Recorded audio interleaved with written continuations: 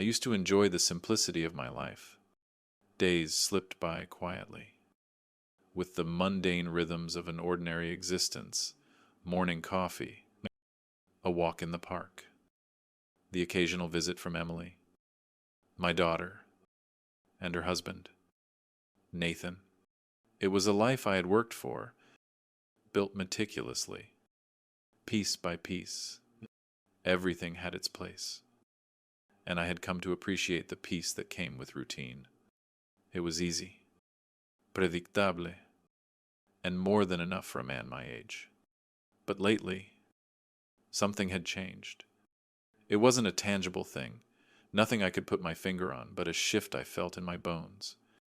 At first, I chalked it up to old age. Perhaps I was becoming paranoid or overly cautious, a side effect of living alone for so long. But deep down, I knew that something wasn't right. The first inkling came when Emily and Nathan moved in with me. They'd been going through a rough patch, and I didn't hesitate for a moment when they asked if they could stay with me for a while. Emily, my only daughter, had always been the light of my life. I wanted to be there for her, just as I had always promised. So when Nathan lost his job, and the bills began to pile up, it seemed only natural to offer them the support they needed. I didn't mind. I was used to living alone, but having Emily and Nathan around brought a certain warmth back into the house. For a time, it felt like things were the way they should be. I wasn't just an old man in a quiet house anymore. I had my family back. But things were different with Nathan. He was polite. Of course, every son-in-law should be, especially one who's trying to win over his wife's father, but I could sense a tension underneath. It wasn't anything overt, just small things. The way he would eye the house as if he was mentally cataloging every nook and cranny. The way his questions about my finances seemed a little too probing. They were subtle at first, easy to dismiss. After all, he was Emily's husband. I had no reason to doubt him. However, there was one thing that began to unsettle me more than the rest: his constant interest in my home security. It started innocuously enough. One evening, over dinner, he casually asked, "So, Dad, what kind of lock do you have on the safe upstairs?" I paused, unsure how to answer. The question seemed oddly specific, like he already knew about the safe. I was in the middle of cutting my steak, but my hand stilled. The question lingered in the air, as if there were something I wasn't seeing. Emily didn't seem to notice. She laughed it off, telling Nathan that he was overthinking things, that we lived in a safe neighborhood. But Nathan's eyes stayed fixed on me, and I could sense the edge in his tone when he said, "Just curious, with all the break-ins happening around here lately." I couldn't recall a single break-in in our neighborhood. In fact, in all the years I had lived here, the worst crime was Mrs. Henderson's cat getting stuck in a tree. So why would Nathan bring up break-ins? Now I let it slide. Maybe he was just trying to make conversation, trying to fit into a new environment. But the seed of unease had been planted, and the more I thought about it, the more I realized how often Nathan had asked similar questions about my finances, my routines, even my bank account. I should have paid more attention to those small things, but I didn't. I was distracted by my daughter's concerns and the sudden upheaval in their lives. But something inside me, some nagging voice that I couldn't shake, kept telling me to be more careful, more vigilant. Then came the night that changed everything. I was sitting in my favorite chair, the old leather one by the window, where I liked to read my evening paper. The house was quiet, save for the occasional creak of the floorboards upstairs. I had grown accustomed to the sound. It was just the house settling. I thought, but that night, something was different. I had just finished reading an article about the local economy when I heard the faintest sound footsteps. Soft, deliberate. Someone was moving upstairs. The floorboards creaked in the same rhythm they always did when Emily walked down the hall to her bedroom. But this wasn't Emily's step. It was heavier, slower. Nathan. I didn't move. Didn't make a sound. I just sat there, waiting. I knew the house. Every creak, every sound had its place, its meaning. I had lived here for years, and I knew this house better than anyone. So when I heard Nathan's footsteps stop in front of my bedroom door, I felt a chill spread down my spine. The door was slightly ajar, just the way I always left it when I retired for the night. I never left it open more than a crack, a habit that had grown with me over the years. I stood up slowly, my heart beating faster than it should have. I crept toward the stairs, listening carefully.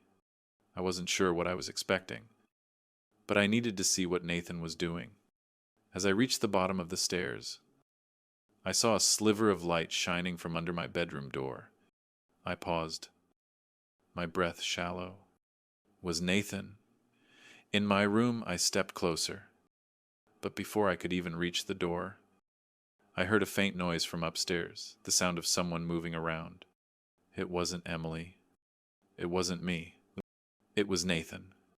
I knew it. I could feel my pulse quicken. Was he in my room? Going through my things. The thought made my skin prickle. I hadn't left anything out of place. My clothes were neatly folded. My personal documents, organized, but it didn't matter. The thought that someone I had welcomed into my home, someone I had trusted, was rifling through my things was too much to bear. I had to confront him. I had to see what he was up to. But when I reached for the door, he hesitated. What if I was wrong? What if it was nothing? The last thing I wanted was to make a scene, to cause unnecessary tension between Emily and Nathan. But then I thought of my years of work, of the sacrifices I had made to ensure that Emily had everything she needed. My hard-earned savings, my safe, the security I had built for myself. For her, it wasn't just about money, it was about trust. And Nathan was violating that trust. I pushed the door open gently, just enough to peer inside. The room was dark, but I could make out the outline of my dresser, the corner of my bed. My eyes flicked to the nightstand where I had left my glasses.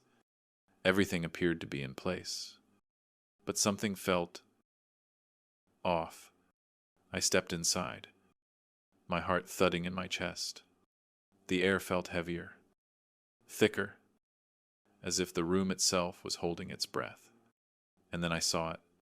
The drawer on my dresser was slightly ajar, just a few inches, but enough to make my stomach drop. I always closed it completely. It wasn't just a habit, it was part of my routine. But tonight, it was open. I approached the dresser, my hand shaking slightly as I pulled the drawer open fully. I scanned the contents quickly, my eyes narrowing. Papers, important papers, had been disturbed. They were out of order, just slightly, but enough for me to notice. It wasn't just a mess. Someone had been through them. And worse, the small brass key I kept hidden was missing. My blood ran cold. I checked again, hoping I had been mistaken. But I wasn't. The key to my safe, the one that Nathan had asked about so casually, was gone. My heart raced as I realized what had happened. Nathan had been in my room, had found the key, and had taken it. He had been planning this. He had been planning to steal from me all along, and I had been too trusting, too blind to see it. I closed the drawer carefully, my mind racing. What now? What do I do next? I couldn't confront him. Not yet. But I knew one thing for sure. I wasn't going to let him get away with this. I wasn't just an old man who didn't understand what was going on. I was going to fight back, and I was going to make sure Nathan learned a lesson he'd never forget. It was that same night, after the key had been taken, that I realized just how far Nathan was willing to go to get what he wanted. I didn't sleep a wink, and when dawn finally broke through the blinds, casting a soft light across the room, I could feel my heart still racing. My mind was spinning, trying to piece everything together. I had lived a long life, seen many things, and yet nothing had prepared me for this moment. I'd spent years working in the insurance industry, investigating fraud, deceit, and manipulation. I'd seen desperate people try to outsmart the system, but I never thought I'd be facing something like this. In my own home, with my own family. Nathan, my son-in-law, had crossed a line. I never imagined he would. And now, the clock was ticking. I knew something had to be done, but I wasn't sure what it was yet. The next morning, Emily came downstairs as usual, smiling brightly as she greeted me. She was wearing the same face she always wore when she was happy, when she was content with life. It made me feel a sharp pang in my chest. How could she not see what was right in front of her? How could she not see that the man she had married, the man she trusted more than anything, was lying to her, planning to steal from her father morning? "Dad," Emily said, pouring herself a cup of coffee. "I made some eggs. You want some?" I nodded, offering a smile in return. But it didn't reach my eyes. I couldn't pretend everything was normal anymore. Nathan had crossed a line, and now I had to deal with the consequences. But before I could even open my mouth, Emily was already chatting away, talking about her plans for the day. "What are you up to today?" she asked, her voice light and cheerful. "Charlie and I were thinking of going for a walk in the park later. Maybe we'll grab some lunch after." "You want to come with us?" I forced myself to listen. But my mind was elsewhere. I was thinking about what I had discovered last night, the missing key, the open drawer, the plan that was unfolding right under my nose. Nathan had been careful, far too careful, but I wasn't about to let him get away with it. Not in my house, not while I still had the strength to fight. As Emily went on talking about her plans for the day, I excused myself from the table. I needed space, time to think. I couldn't stay in this house, pretending that nothing was wrong. Not when Nathan was upstairs, probably planning his next move. No, I had to act. I grabbed my coat and headed out the door, telling Emily I'd be back soon. I needed to get out of the house for a while. My mind was clouded with thoughts of Nathan, of his lies, of the deceit he had planned. I needed to clear my head, to make a plan. But before I even reached my car, I saw Nathan standing in the driveway, leaning against his truck with his arms crossed. He looked up as I approached, his eyes narrowing ever so slightly as if he were trying to gauge what I was thinking. "Going somewhere?" "Robert," he asked, his voice smooth, too smooth. "You know, you really should be more careful. The neighborhood isn't what it used to be." I felt a chill run down my spine, but I kept my face neutral. "Just running some errands," I replied, trying to sound casual. "Nothing to worry about." He smiled, but there was something in that smile, something calculating, something cold. It made my stomach churn. "I heard about a break-in down the street," he continued, his voice dripping with concern. "You really should get that security system in place. You know, especially with everything you've got in that safe of yours." I felt the blood drain from my face. He was baiting me. He was probing for information, testing my reactions. He knew about the safe. He knew about the key. And now, he was trying to make me doubt myself, to make me second-guess everything I thought I knew about him. I forced myself to smile, but it didn't reach my eyes. "I've got everything under control," I said, my voice steady. "You don't need to worry about me." "Nathan." He chuckled, shaking his head as if I were being ridiculous. "Of course. You've always been a cautious guy. Robert, I respect that. But hey, if you ever need help with anything around here, you know where I am." I didn't respond. Instead, I turned and walked toward my car, trying to shake off the feeling that he was watching me, waiting for me to slip up. As I drove through the quiet streets of our neighborhood, I couldn't shake the nagging feeling in my chest. Nathan had been too calm, too collected. He had been preparing for this moment for weeks, maybe longer. The questions, the probing about the safe, the key. It had all been a carefully crafted plan to gather information. He had been studying me, watching me, learning everything there was to know about my habits, my routine, and I had been oblivious. I pulled into the parking lot of the hardware store, trying to shake off the anger and frustration that was boiling inside me. I needed a plan. I needed to outsmart Nathan, to catch him in the act, to expose him for the fraud that he was. But how? That's when it hit me. I had worked in insurance for over 30 years. I knew how to catch a thief, how to uncover a lie. And this time, I wasn't going to let Nathan get away with it. I was going to turn the tables. I would make him think he had won, make him think he was about to get away with his crime. And then, when he least expected it, I would strike back. But first, I needed the right tools. As I walked through the aisles of the store, gathering the supplies I would need to set my plan in motion, I couldn't help but feel a sense of exhilaration. This was it. This was the moment I had been waiting for. The calm, predictable life I had built for myself was about to be shattered. But I wasn't going down without a fight. And Nathan, he would regret ever underestimating me.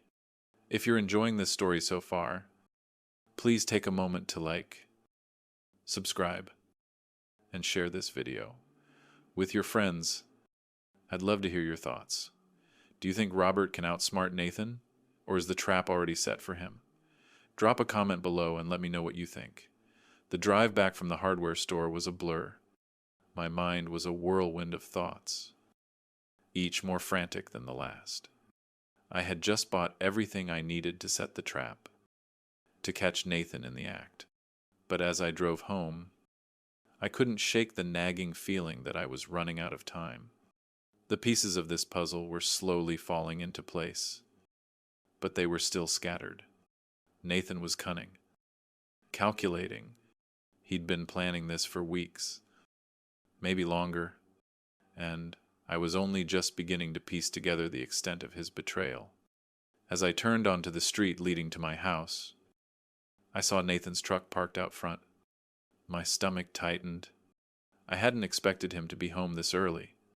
Emily and I had planned on having a quiet evening together. It was Thursday, and we often spent time catching up over dinner.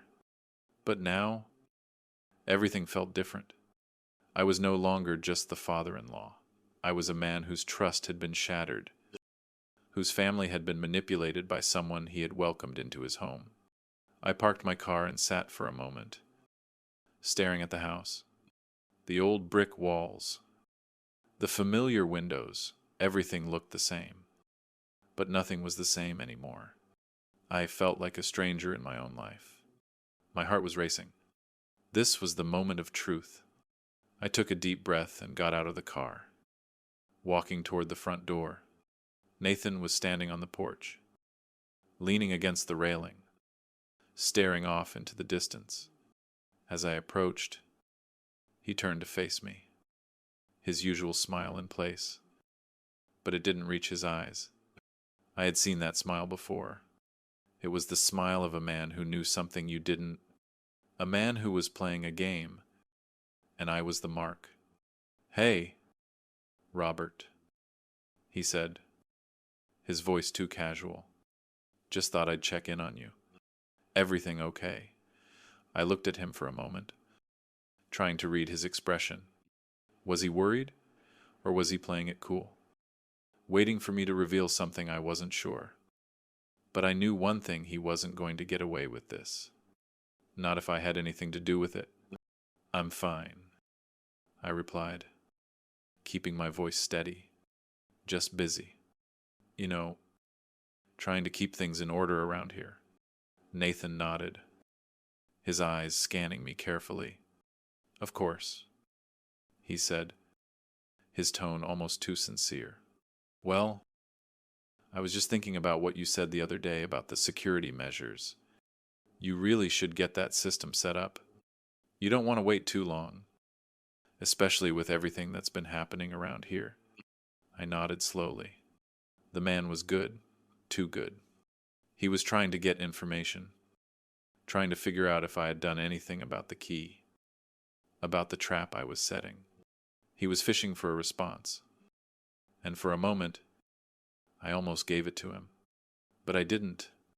"I've got everything covered," I said, my voice calm but firm. "Thanks for the suggestion, Nathan, but I don't need any help." His smile faltered for just a split second, and in that moment, I saw it, his facade slipping. He was frustrated, maybe even panicking. I had hit a nerve. I couldn't let him see that I knew. Not yet. I wasn't ready for him to realize that the game had already changed. "Well, if you ever need anything, just let me know," he said, his voice a little tighter now. "I'm always around to help." I didn't respond. I just nodded and stepped past him, entering the house. I could feel his eyes on my back, watching me as I walked inside. But I didn't look back. I couldn't. If I did, I might give myself away. Inside, the house was quiet. Emily was in the kitchen, humming softly as she prepared dinner. I could hear the sizzle of vegetables in the pan, the faint clink of utensils as she worked. She was always so calm, so composed. I admired her for it. But today, I felt a pang of guilt. How could I tell her the truth? How could I explain that the man she had married, the man she trusted, he was planning to steal from her father? How could I shatter her world like that? "Hey, Dad," Emily said as I walked into the kitchen. She looked up, offering me a bright smile. "You're back early. Everything okay?" I nodded, forcing a smile of my own. "Yeah, just needed to grab a few things," I said, my voice betraying none of the tension I felt inside. "How's dinner coming along? Almost done?" she said, turning back to the stove. "It's been a busy day, but I'm glad we'll finally have a chance to sit down and talk. It's been a while since we had a proper dinner together, just the three of us." I wanted to believe that things were okay, that nothing had changed. But I knew better now. Things had already changed. I couldn't ignore what I had discovered, what Nathan had done. And as much as I wanted to protect Emily from the truth, I knew that if I didn't act soon, it might be too late. I sat down at the table, my thoughts racing. I had the evidence, the trap, everything I needed to expose Nathan for what he was. But there was one thing I didn't have proof. I needed him to make a mistake, to slip up just once. And when he did, I would be ready. But what if he never made that mistake? What if he was too clever, too careful? What if he knew exactly what I was doing and had already planned his next move? The thought made my stomach churn. "Are you okay?" Dad, Emily asked, breaking me out of my thoughts. She looked at me, concern in her eyes. You seem a little distracted. Is something on your mind? I smiled, trying to push the worry aside. I'm fine, sweetheart. Just tired. That's all. Emily nodded, but I could tell she wasn't convinced. She knew me too well. But for now, I didn't want to drag her into this. Not yet. I would handle it on my own. Dinner passed in a blur. The usual banter between us, filling the silence. Nathan kept glancing at me, his eyes flicking nervously as if he were waiting for me to say something, to give away what I knew. But I didn't. I couldn't. The time wasn't right. As the evening wore on, Emily excused herself to clean up, leaving Nathan and me alone in the living room. He sat across from me, his eyes fixed on mine, as if waiting for me to say something. Is everything all right? Robert, he asked, his voice soft but laced with something darker.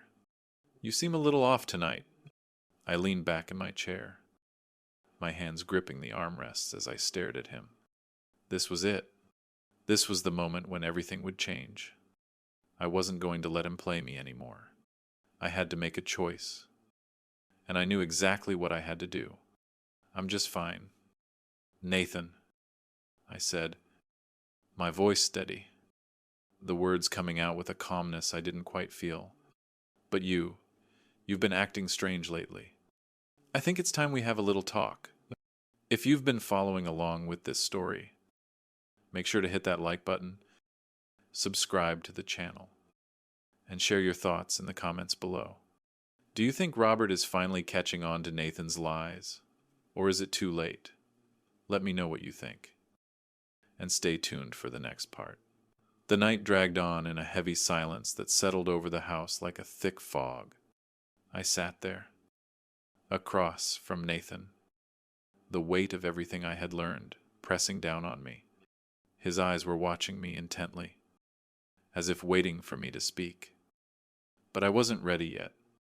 Not until I was sure, until I had everything in place. I wasn't naive enough to think Nathan didn't know what I suspected. He had to. I could see it in the way he fidgeted, the way his hand tapped nervously on the armrest of the couch. He wasn't the same confident, polished man I had first met. No. Tonight there was a crack in his hide, and I knew it was only a matter of time before he'd slip. Still, I couldn't act too quickly. I had to wait for him to make his move, to expose himself completely. The trap had been set, but the bait had to be perfect, and I had to be patient. Emily had gone upstairs, leaving Nathan and me alone in the living room. She hadn't noticed the tension between us, and maybe she wouldn't, but I had never felt more distant from her than I did in that moment. She trusted him.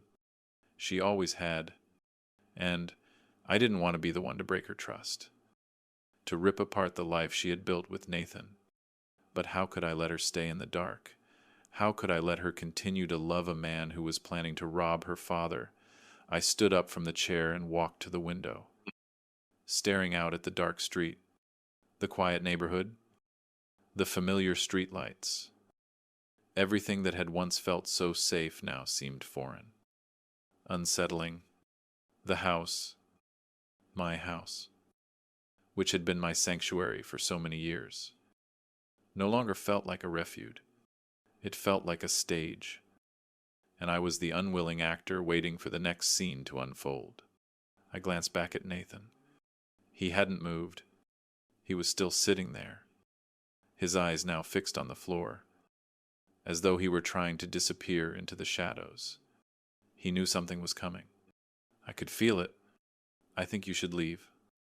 Nathan, I said suddenly, my voice cutting through the silence like a knife. My words weren't sharp or accusatory, but they had the effect I intended. Nathan's head snapped up, his eyes widening in surprise. He hadn't expected me to speak so directly. So suddenly, what? His voice was tight. incredulous. Leave? What do you mean? I met his gaze. My expression, unreadable. I think you've overstayed your welcome. I didn't need to say anything more. The words hung in the air, thick with meaning. Nathan was smart enough to know exactly what I was saying. I could see the muscles in his jaw clench, his fingers gripping the edge of the armrest so tightly that his knuckles turned white. But he didn't speak at first. Instead, he sat there, staring at me, his face a mask of frustration and something else, fear. Maybe I wasn't sure, but I could see it in his eyes. He wasn't used to being challenged. Not like this. You're making a mistake. Robert, he said after a long pause, his voice low and measured. I don't know what you think you know, but I'm not the enemy here. I'm trying to help Emily. I'm trying to help both of you.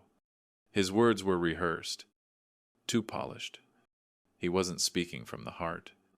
He was speaking from a script, one he had practiced 1,000 times. I didn't buy it for a second. I don't think you're the enemy. Nathan, I said, my voice steady. I think you're just a desperate man who's willing to do whatever it takes to get what he wants. And that's not going to happen. Not in this house. Not with me here. Nathan's eyes narrowed, and I saw a flicker of something dark cross his face. He didn't like being called desperate, but he couldn't deny it. Everything about his behavior over the past few weeks had screamed desperation. The questions about my finances, about the safe, the way he had been so careful to probe for weaknesses in my routines. He wasn't just here to visit. He was here to take. I don't know what you think I'm doing, Nathan said, his voice rising just a fraction. But this is all for Emily. You think I'd hurt her? You think I'd betray her trust? I took a step forward, my eyes locking onto his. I think you've already done both. You've been using her, manipulating her, and I'm not going to sit by and let you do it anymore. Nathan stood up abruptly, the chair scraping against the hardwood floor. His face was flushed with anger now, his earlier calm slipping away completely. You don't know what you're talking about. He spat. You're just an old man, clinging to your wealth, your possessions. You think you can control everything? But you can't. I remained unmoved, my gaze unflinching. I may be old, Nathan, but I'm not stupid, and I'm not going to let you destroy my family. He opened his mouth to retort, but before he could say anything more, I turned and walked toward the stairs. I needed to end this, to stop the charade before it went any further. Emily, I called up the stairs, my voice calm but firm. We need to talk. I heard her footsteps immediately, light and hesitant as she descended. Nathan stayed where he was, silent now, watching me with narrowed eyes. I didn't know if he had already realized what was happening, but I could feel the shift in the air. The game was about to change. Emily reached the bottom of the stairs, her face a mixture of concern and curiosity. What's going on? Dad, she asked, her gaze shifting between Nathan and me. What are you two talking about? I paused for a moment, collecting my thoughts. This wasn't how I had imagined this conversation going. I had hoped to keep the peace, to protect Emily from the truth for just a little longer. But I couldn't do that anymore, not when I knew what Nathan was planning. Emily, I began, my voice soft but steady. I need you to listen to me. There's something you need to know about Nathan. Her eyes widened, her face a mixture of confusion and worry. What do you mean? What about Nathan? Nathan took a step toward her, his hand raised in a placating gesture. Emily, don't listen to him. He's just trying to cause trouble. He's being paranoid. I haven't done anything. I ignored him, focusing only on Emily. This isn't about paranoia. Sweetheart, this is about something I've seen with my own eyes. something I've heard with my own ears. Nathan's been planning something. Something that would destroy everything we've built together. Emily's face paled, and she took a step back, her hand gripping the railing of the stairs. What are you saying? Dad, what has he been planning? Nathan's eyes flicked nervously between us, his FUD cracking even more. He knew he was losing control, and I could see it in the way his posture stiffened.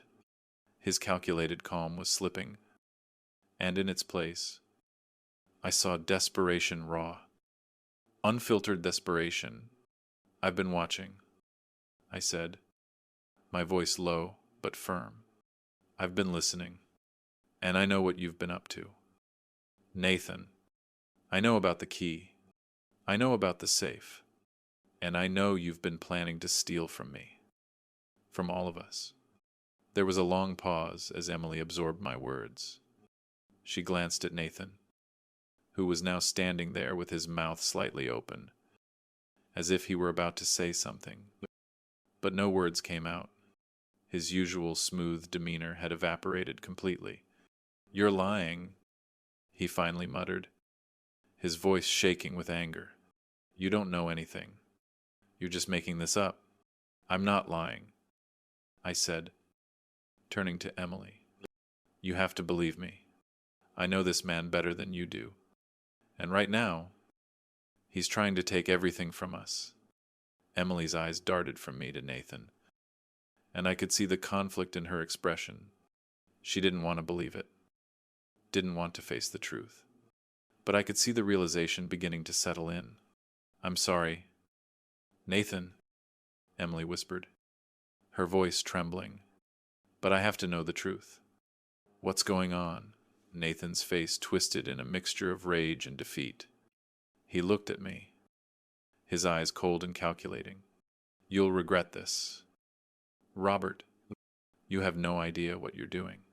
Before I could respond, he turned and stormed out of the room, his footsteps echoing down the hallway. The door slammed shut behind him, and for the first time in what felt like forever, the house was silent.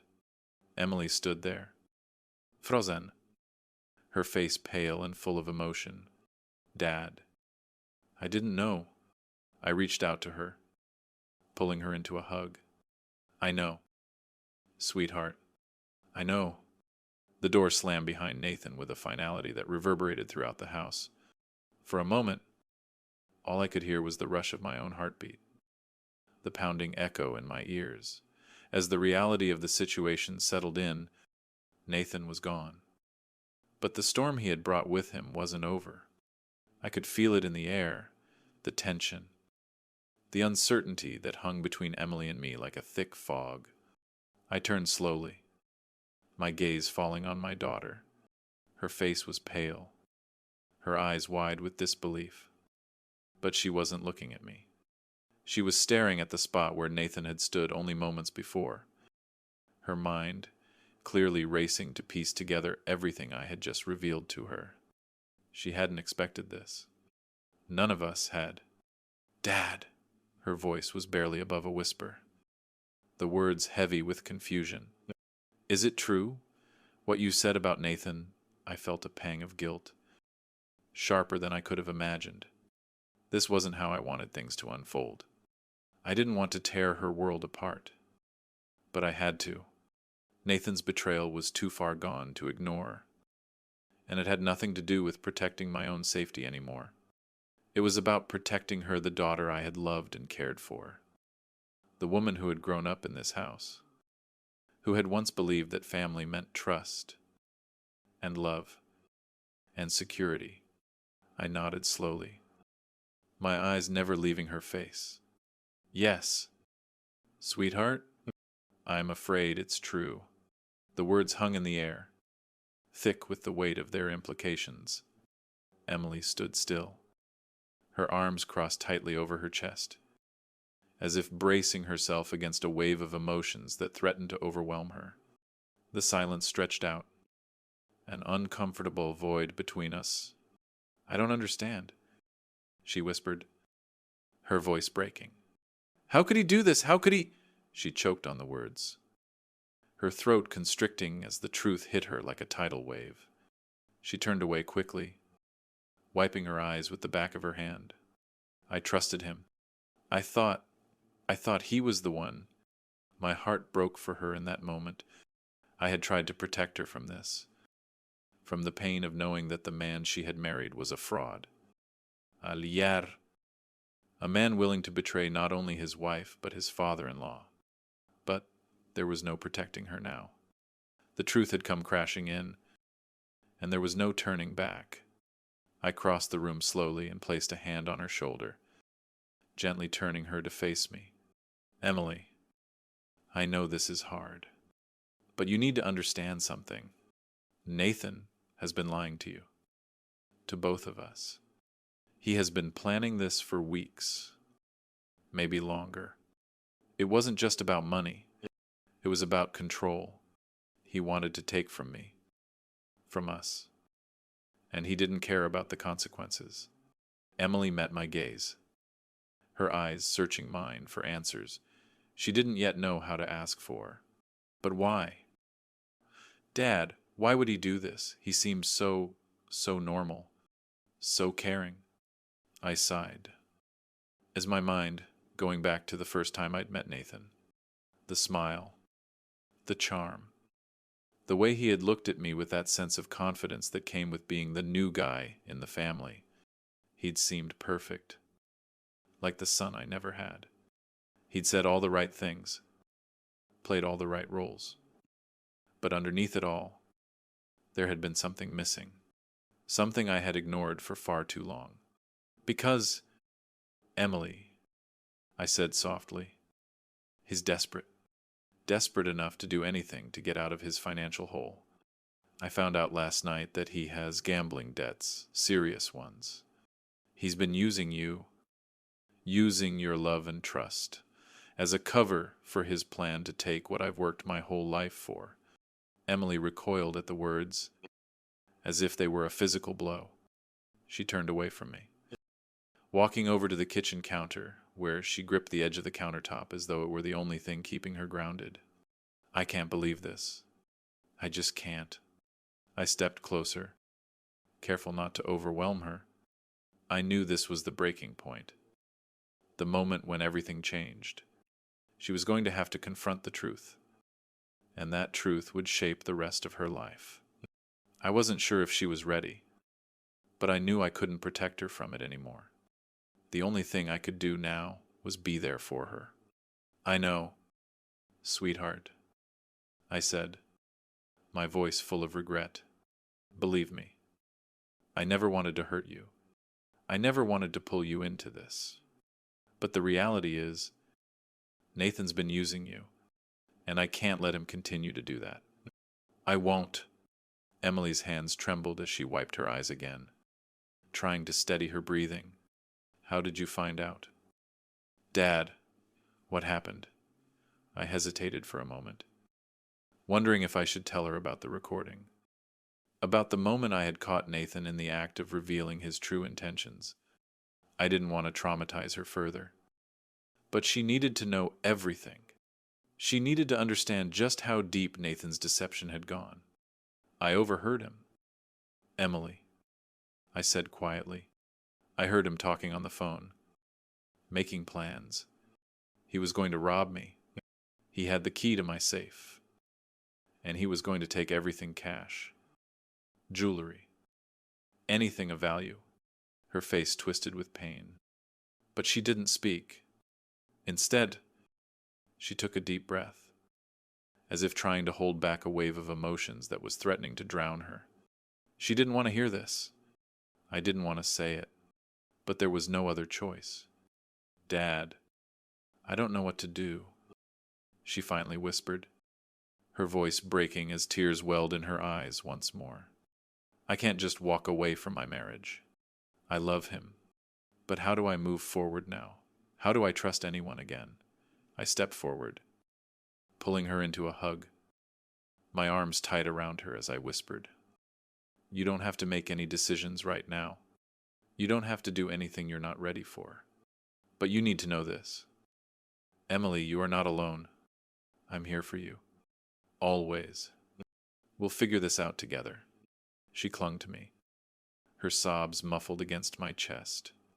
The weight of what had just been revealed was too much for her to bear. And for a moment, I allowed myself to be her rock, the steady presence she needed in this storm. I couldn't change the past, but I could be here now, in this moment, when she needed me most. As the minutes passed, the weight of the situation began to sink in. Nathan was gone, at least for now. But that didn't mean the danger was over. I could feel the tension building again, the anticipation of what was to come. Nathan wasn't the kind of man to just walk away quietly. I knew he'd be back. And when he returned, I had no doubt it would be with a plan to finish what he had started. But that didn't matter, because this time, I was ready. I pulled back slightly, wiping away the last of Emily's tears. You don't need to decide anything today, sweetheart. But we need to prepare. We need to be ready for whatever comes next. She nodded slowly, her face still pale but resolute. I'm scared. Dad, I don't know what's going to happen. But I know I can't stay in the dark anymore. I need to know the truth. I smiled at her softly, brushing a stray lock of hair behind her ear. And you will. You'll know everything. E promesa. We'll make sure Nathan can't hurt you. Or anyone else. Ever again. The weight of the moment hung heavily between us. But for the first time in days, I felt a flicker of hope. We weren't alone in this. We were in this together. And together, we would take back control. The next few days were filled with a kind of uneasy tension that had settled over our home like a dark cloud. Emily and I had barely spoken. Not out of anger, but because neither of us knew what to say. The silence between us wasn't uncomfortable. It was more like an unspoken agreement that, while the truth had been revealed, the rest of the puzzle was still incomplete. Nathan was gone. For now, at least. He hadn't come back to the house since that night. And while I wasn't naive enough to think he'd simply disappear, a part of me felt a sense of relief. For the first time in days, I felt like I could breathe again. But even in the quiet moments, I couldn't shake the feeling that something was coming. Something big. Nathan's betrayal wasn't just about the money or the key to the safe. It was about control, manipulation, and the lies he had been feeding Emily for so long. And now, with the truth finally out in the open, I had no doubt that he was preparing to make his next move. I had to be ready. That night, after dinner, Emily and I sat in the living room, the familiar hum of the house around us. I could see that she was still processing everything, the weight of the situation pressing down on her. She hadn't made any decisions yet about Nathan, about their future, but I could see it in her eyes. She was starting to see the man he really was. And I knew that once she truly understood the depth of his deception, there would be no going back. Dad, Emily said softly, breaking the silence. Her voice sounded distant, like she was speaking from somewhere far away. I keep thinking about what you said, about Nathan, and I don't know what to do with it all. I didn't say anything at first. I knew this wasn't something I could fix for her. Not completely. I had been the one to uncover the truth, but it was her decision to make. I was just here to support her, no matter what. She shifted in her seat. Her hands clenched together as she looked at me. I want to believe he didn't mean to hurt me. I want to believe that maybe, if he'd just been honest with me, this wouldn't have happened. But the more I think about it, the more I realize he was never honest. Not with me. Not with you. And I don't know how to reconcile that. My heart broke for her, but I didn't show it. She was already dealing with so much, And the last thing I wanted was for her to feel like she had to shoulder this burden alone. "Emily, you're not alone," I said gently, my voice steady. "You've always had me, and you always will. And no matter what you decide to do with Nathan, I'll support you. I know this is hard. But sometimes, the hardest thing is the best thing for us in the long run." She nodded slowly, but I could see the conflict in her eyes. She wasn't ready to let go. She wasn't ready to completely sever the tie with Nathan. Not yet. And I couldn't blame her for that. It was hard. So much harder than I had expected it to be. Nathan had woven himself into her life so seamlessly that it wasn't just about his betrayal, it was about everything they had built together. I keep thinking, maybe I was too blind. Emily continued, her voice breaking. I trusted him completely, and I thought he trusted me. But now, I don't know what was real. I don't know what to believe anymore. "Sweetheart," I said, my voice softer now. "What's real is you, your feelings, your heart. You trusted him because you wanted to, but you also have the strength to see the truth now. And that's what matters." She looked at me for a long time, as if weighing my words against everything she had felt for Nathan. Finally, she spoke again, her voice quieter now. "I don't know if I can go back to him. I don't know if I can look at him the same way. But I also don't know if I can walk away from everything we had." "I understand," I replied, nodding. "But you don't have to make that decision today. Take your time. You don't have to figure everything out all at once." The conversation ended there, but the weight of it lingered. I knew Emily wasn't ready to make a choice. Not yet. But I also knew that the longer she waited, the harder it would be to pull away. Nathan's grip on her, on both of us, was far stronger than she realized. The next few days were quieter, and I found myself growing increasingly anxious. I couldn't help but wonder what Nathan was doing, where he was, what his next move would be. I had no doubt he was planning something, scheming behind the scenes, and as much as I wanted to believe he would back off, I couldn't shake the feeling that he wouldn't give up so easily. And then, on the third night after our conversation, Emily came to me. She looked tired, her eyes heavy with the burden of her thoughts, and I could see the determination in her expression. She had made a decision, and I knew it was time. "Dad," she said, her voice steady but filled with emotion, "I think I know what I need to do." My heart skipped a beat. I had no idea what she was about to say, but I knew this was the moment when everything would change. I can't keep living in the shadows, pretending everything is fine. Emily continued, "I can't keep pretending that Nathan is the man I thought he was. He's not, and I need to face that, no matter how much it hurts. I have to let him go." The words hit me harder than I expected. I had known it was coming, but hearing her say them out loud felt like a release. It was the hardest decision of her life, and I knew it wasn't something she had taken lightly. But in that moment, I saw something in her that I hadn't seen before: strength. The strength to face the truth and to move forward, no matter how painful it might be.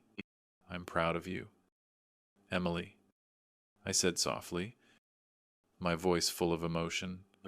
"I know this isn't easy, but you've made the right choice, and I'm here for you, every step of the way." She smiled, a small, tired smile, but it was genuine. "Thank you, Dad. I couldn't have done this without you. I don't know what's going to happen next, but I know I have to start somewhere." And that was when I realized, finally, that everything was going to be okay. It wouldn't be easy. Nothing worth having ever was. But Emily had made the first step, and she wasn't alone. We would face whatever came next. Together, The next day, Emily made the call. Nathan answered, his voice as smooth as ever. But I could hear the tension beneath the surface. He knew something was different. He could feel it, even through the phone. Emily didn't waste time with pleasantries. She told him, flatly, that it was over. I can't do this anymore. Nathan, she said, her voice steady despite the emotion beneath it. I know what you were planning. I know what you've done. And I can't stay in a marriage built on lies. I stood in the kitchen, listening to the one-sided conversation, my heart pounding in my chest. Emily was finally standing up for herself, for her future. And even though I knew it was the right thing, the weight of it hit me in waves. I had never wanted this for her. I had never wanted her to have to face this kind of betrayal, to have to make these kinds of choices. But as Emily hung up the phone, I saw a sense of calm wash over her face. The tears she had been holding back were finally free. But they weren't tears of sadness. They were tears of release. I did it, she said, almost in disbelief. I actually did it. I pulled her into a hug, feeling the weight of the moment settle between us. You did it, sweetheart, and I'm so proud of you. It was done. Nathan was out of our lives. For good. But I knew this was only the beginning. The beginning of the healing process. The beginning of a new chapter for Emily.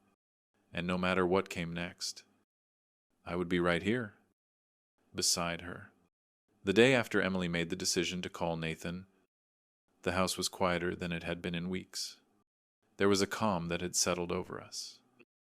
But it wasn't the kind of peace that comes from resolution. It was the kind that exists in the space between a storm and its aftermath.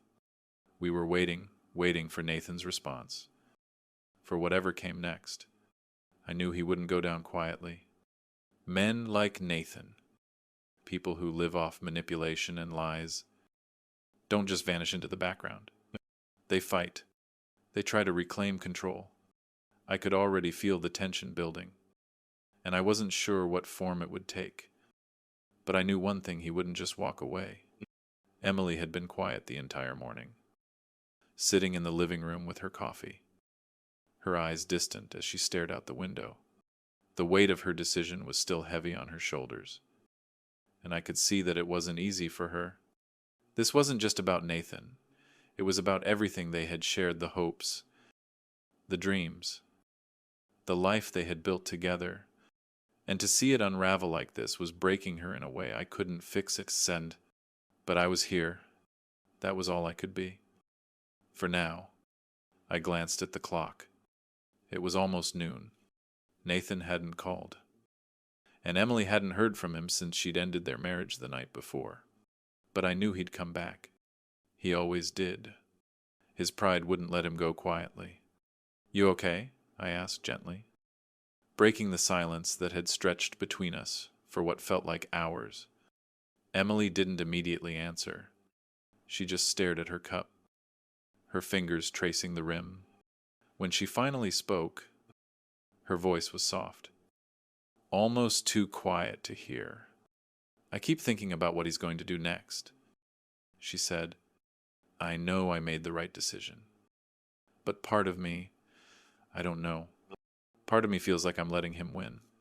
I sat down across from her, the familiar chair creaking under my weight. You're not letting him win. Emily, you're taking control. This is the hardest thing you'll ever do. But it's also the most important thing. You're using yourself. She nodded, but the doubt in her eyes remained. I keep wondering if I did the right thing. What if he changes? What if he regrets it? What if... I reached out, placing my hand on hers. Stop. You're not responsible for what Nathan does or doesn't do. You can't keep trying to fix him. You've done your part. Now, it's time for you to focus on you. The words hung in the air, heavy with their meaning. Emily's eyes filled with unshed tears, but she didn't let them fall. She just stared at her hands, as though trying to will away the uncertainty that had taken root inside her. "I know," she said, her voice trembling. "I just don't know what's next. I don't know how to move on." I took a deep breath, leaning back in my chair. The weight of this moment was undeniable. Emily was at a crossroads, and I knew it wasn't just about Nathan anymore. It was about her reclaiming the life she deserved, the life she had put on hold for too long. And that wasn't going to happen overnight. She needed time. She needed space to heal. As if on cue, the phone rang. Emily jumped, startled, her hand instinctively reaching for the device on the coffee table. She stared at the screen, and for a moment, I saw a flash of fear cross her face. Nathan's name was lit up in bold letters across the screen. Her fingers hovered over the phone for a moment, and I could see the internal struggle in her eyes. She had made her decision. She had let him go, but that didn't mean it was easy to shut the door completely. "You don't have to answer it," I said, my voice firm but not unkind. "You don't owe him anything." She nodded slowly, but I could see her hand shaking as she pressed the button to reject the call. Nathan's voicemail began to play, and Emily sat there, her eyes focused on the phone as his voice filled the room. "Emily," Nathan's voice came through, calm and smooth, just like it always had been. "I know you're upset. I know you think I've done something wrong. But you have to understand. This whole thing, this mess was never about you. It was about me. I made some bad choices, but I'm trying to fix them. I need you to give me another chance. Please. You know how much I love you." The message ended, and the room fell back into silence. Emily's face was pale, her lips pressed into a thin line. "He's not sorry. Not really. He's just trying to manipulate me again." I didn't say anything. There was nothing more to say. She knew the truth. And deep down, I knew she knew what she had to do. She just had to face it. "I just don't get it," she said, shaking her head. How could I not see this coming? How could I be so blind? I leaned forward, placing both hands on my knees as I looked at her.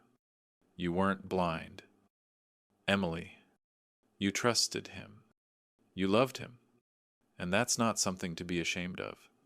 Sometimes we have to believe in people, even when they don't deserve it. But you saw the truth now. You're not letting him manipulate you anymore." She nodded again, though the tears that had threatened to fall earlier were still held at bay. I knew she wasn't done processing everything yet. She would need time. Time to grieve. Time to heal. And that was okay. Healing wasn't something that could be rushed. I stood up, walking to the kitchen to get us both some water. The silence that followed was deep, filled with the weight of unspoken thoughts. I wasn't sure if Emily had made peace with her decision yet, but I knew she would in time. She was strong, stronger than she realized, and I would be there every step of the way. When I returned, I placed the glasses on the table, sitting down across from her again. She looked up at me, her expression softer now. "I don't know what to do about the house," she said quietly. "What if he comes back? What if he gets violent or tries to take everything?" I sat back, considering the question. "We'll deal with that if it happens. But for now, Nathan's gone, and I don't think he'll come back easily. He knows you've seen through his lies. He knows you're not the same person you were before." Emily stared at the glass in front of her, her hands wrapped around it tightly. "You're right," she said, her voice steady now. "I can't keep second-guessing myself. I have to trust that I made the right choice. I have to trust that I'm strong enough to handle whatever comes next." I smiled softly at her, proud of the strength I could see growing within her. "That's right. And you don't have to do it alone. I'm here, We'll face it together. The moment felt like a turning point, the beginning of a new chapter. Emily was still hurting, still grappling with the fallout of her marriage. But she was no longer afraid to face the truth. And that, in itself, was a victory. But just as I thought the moment was over, the doorbell rang. I felt a jolt of tension go through me. But I didn't let it show. Emily looked up, startled. But she didn't move. I knew what this was. I could feel it. This was Nathan. He had come back. And he wasn't done. The sound of the doorbell ringing cut through the thick silence of the house like a sharp knife. Emily jumped, startled, and I could see the instant shift in her posture, her shoulders tensing as though preparing for something. My pulse quickened, and for a moment, the world around me felt distant, as though I were submerged in water. I could feel the weight of what was coming, the confrontation, the reckoning bearing down on us both. I glanced at Emily. Her face was pale, but there was a spark of determination in her eyes. She had come so far in the past few days, finding her strength, reclaiming control of her life. And now, it was time to face what was left. Nathan, the man who had betrayed her, who had manipulated her, was at our doorstep. I stood up slowly, my legs feeling heavier than usual as I walked toward the door. I knew who it was. I didn't need to look through the peephole. Nathan had returned. "Are you sure you want to do this?" I asked, turning back to Emily. My voice was steady, but I couldn't hide the concern in my eyes. She had come so far, and now she was about to confront the man who had nearly destroyed everything she held dear. I just wanted to make sure she was ready for it. Emily nodded, a shaky breath escaping her lips as she stood up. "I have to do this. Dad, I can't keep running from the truth. He needs to hear it from me." I stepped aside as Emily walked past me, her steps slow but firm. She was taking control now, and I was ready to let her. With a deep breath, she reached for the doorknob, her hand shaking slightly. I could feel her hesitation, her fear, but I also saw the resolve in her eyes. She was no longer the woman who had blindly trusted Nathan. She was someone new, now stronger, wiser, and more aware of her own worth. She opened the door. Nathan stood on the porch, his posture straight, his face a mask of calm. But I saw it in his eyes, the flicker of something darker, something desperate. He wasn't the charming, confident man Emily had once married. He was a man who had been caught, and now he was trying to save whatever was left of his pride. "Emily," Nathan said softly, his voice low and almost soothing, as though trying to lull her back into the lie he had built. "I didn't expect to see you. Can we talk?" I stood behind Emily. To my presence, a silent reminder that she wasn't facing him alone. This time, Nathan wasn't in control. We were. "No, Nathan," Emily replied firmly, her voice carrying the weight of everything she had been through. "We're done. I'm done with this." Nathan's expression faltered, but only for a moment. His usual charm was gone, replaced by frustration. "Emily, please, you have to understand. I didn't want things to get this far. I was just trying to fix everything." "Fix everything," Emily scoffed, shaking her head. "You weren't trying to fix anything. You were just trying to cover up your lies. You used me. You used my love, my trust, to get what you wanted. I didn't mean to hurt you," Nathan said, his voice softening, almost pleading. "You have to believe me. I made a mistake, a big one, but I'm trying to fix it." Emily took a step back, her gaze steady as she looked him in the eye. "It's too late for that. Nathan," You don't get to manipulate me anymore. You don't get to lie to me anymore. You've shown me who you really are, and I can't unsee it."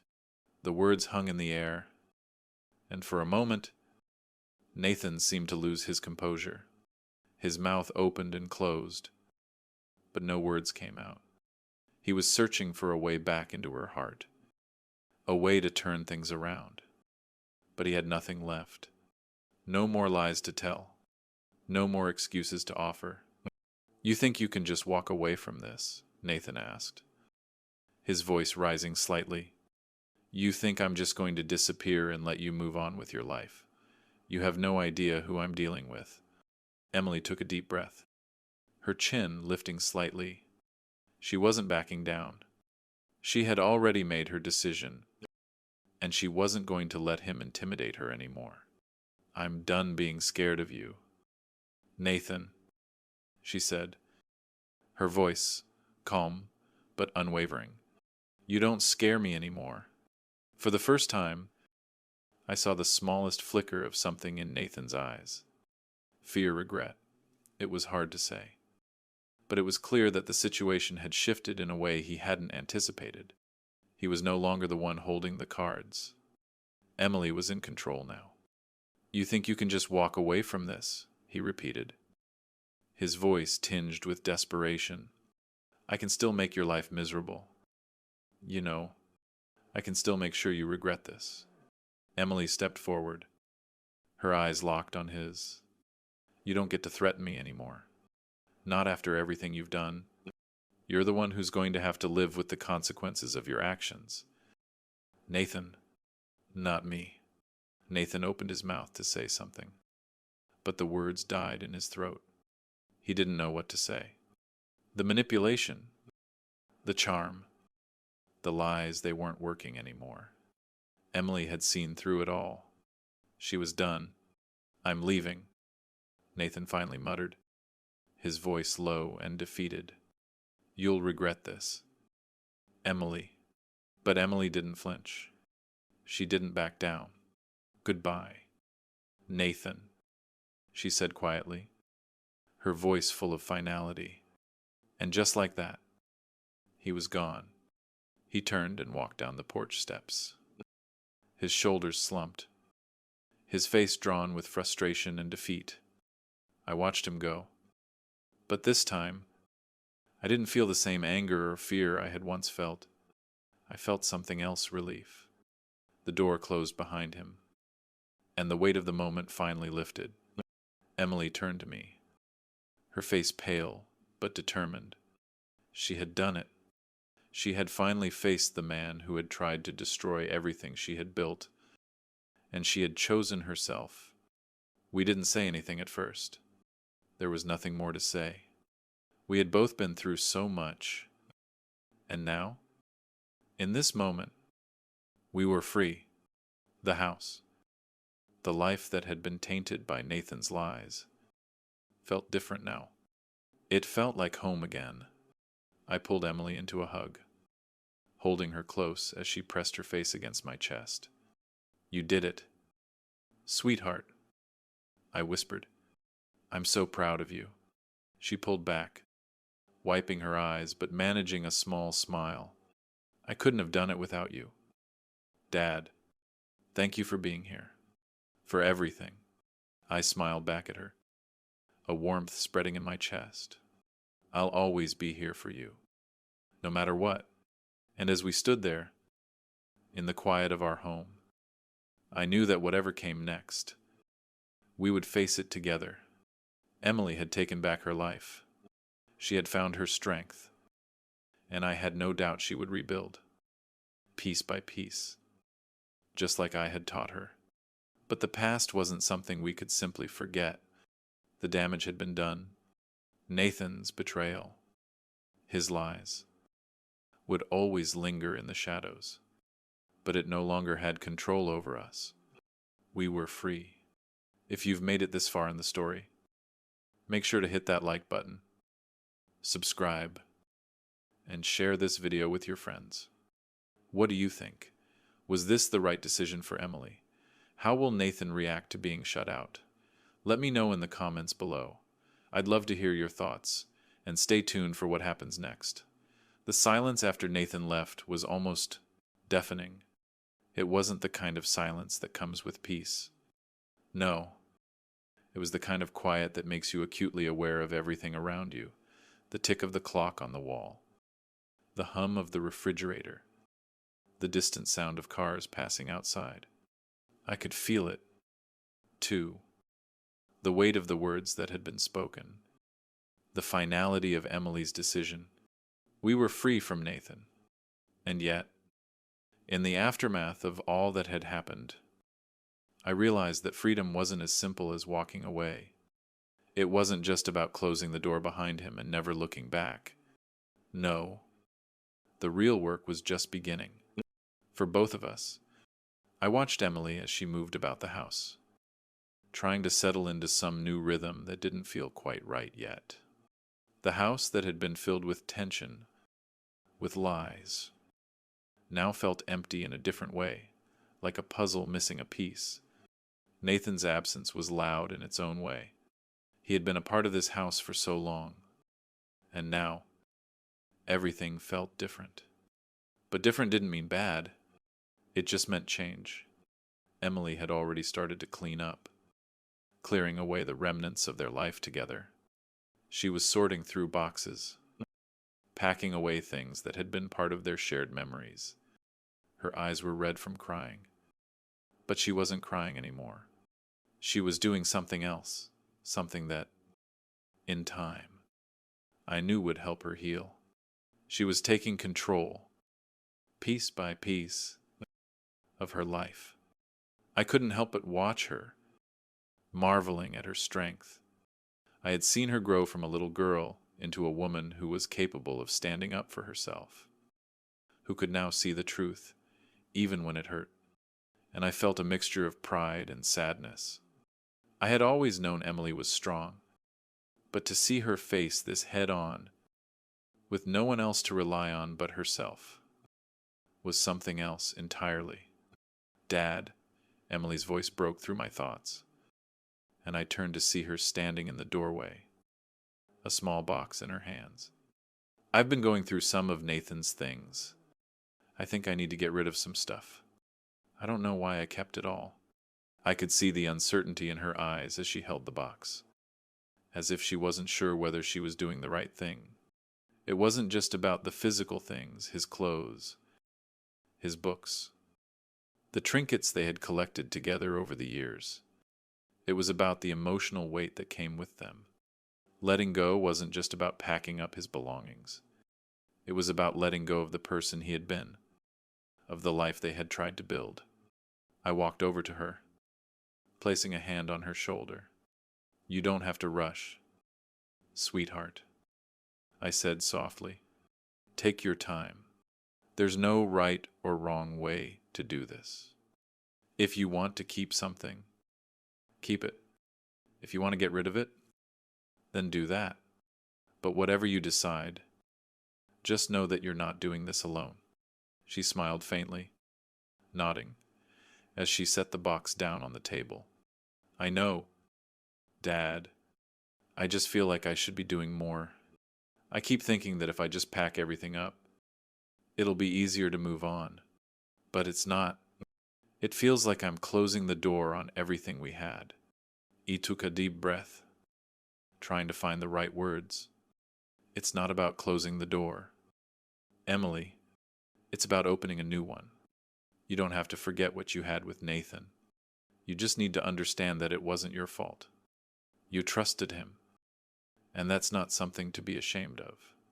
What matters now is that you take what you've learned and you build something new from it." Her eyes softened, and for a moment, she looked like the little girl I had raised, the one who had always come to me for advice and comfort. But this was different. She was no longer that girl. She had become a woman who was capable of facing the hardest truth, the one that most people would shy away from. "Dad," she said, her voice shaky but stronger than it had been in days. "I don't know if I can trust anyone again. Not after everything that's happened. I keep wondering if I'll ever be able to love someone the way I loved Nathan. I could hear the vulnerability in her voice, the doubt that was still lingering, even after everything that had happened. And I knew, in that moment, that it wasn't just about Nathan. It was about her ability to trust herself again, to believe in her own worth. After everything she had been through, "You will," I said quietly. "You will, sweetheart. It'll take time. It won't happen overnight. But you'll get there. You'll be able to trust again. When you're ready, and when you do, you'll know that you've earned it. You're stronger than you think. Emily." She smiled softly, a tear slipping down her cheek as she wiped it away. "I don't know how you do it, Dad, how you always know exactly what to say." I chuckled softly, my heart swelling with pride. "I've had a lot of years to figure it out. But you, Emily, you've always been stronger than you realized. You're not the same person you were before all of this happened. And that's a good thing. You're becoming someone who knows her own worth, who won't settle for less than she deserves." She nodded, her lips trembling with a mixture of sadness and hope. "I just don't want to be scared anymore. I don't want to be afraid of what comes next." "You don't have to be scared," I said, my voice firm. "You have the power to choose what happens next. This is your life. Emily, you get to decide what it looks like." We stood there for a moment, the silence between us comfortable now, a quiet understanding passing between father and daughter. The road ahead was uncertain, and there was still much healing to be done. But I knew that Emily was stronger than she had ever given herself credit for. She had already faced the hardest part. She had faced the truth. And she had chosen herself, and that was something no one could take away from her. That night, after dinner, I could feel the shift in the air. Emily was quieter than usual, but there was a sense of peace about her. The storm had passed, but there was still a long road ahead. We both knew that, but as we sat together, watching the television in the living room, there was an unspoken understanding between us. We were going to be okay. I didn't know what tomorrow would bring, or the day after that, but I knew that no matter what, Emily and I would face it together. We were rebuilding, piece by piece, and this time, we would do it right. As the night wore on, I found myself thinking about the past few weeks. The pain, the betrayal, the fear, but also the strength, Emily's strength, my own strength.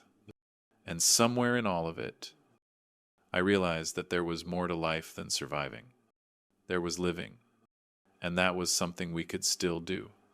The days following Nathan's departure were filled with a quiet sense of anticipation, as though the world was holding its breath, waiting for something to happen. Emily had started to find her rhythm again, though the silence in the house spoke volumes. The absence of Nathan, en sa constante présence, left a strange void in the space around us. The weight of what he had done, the lies, the manipulation, was still fresh in our minds. But despite the lingering ache, something had shifted. The fog was beginning to lift.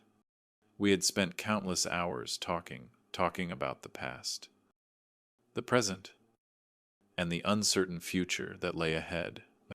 Emily wasn't just healing from Nathan's betrayal.